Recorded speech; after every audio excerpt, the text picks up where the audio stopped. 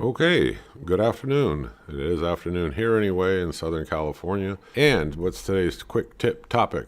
We're going to discuss how you can make very quickly and easily pull knobs for your drawers in your garage, maybe in your home or what have you. They're fast, they're easy to do.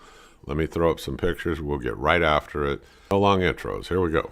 Okay, let's take a look on the upper left here. You'll see where the railroad tie's been cut and there's a bolt laying there.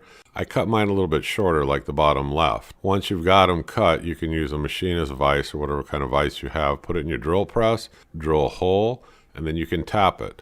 Now they sell the tap sets and out at any of the stores for specific, sizes. It depends on what size you want to use. It comes with a drill bit. You drill the hole. It comes with a tap it out. There you go. Buy the appropriate bolts. You're done.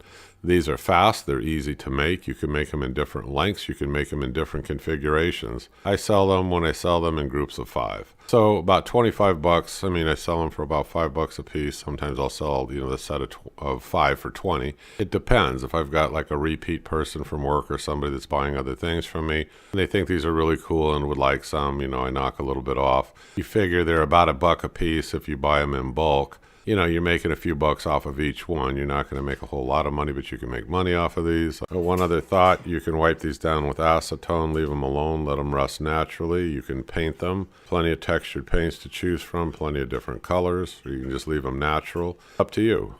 Make them how you want. Okay, I will see you again soon. You folks have a good day. Bye-bye.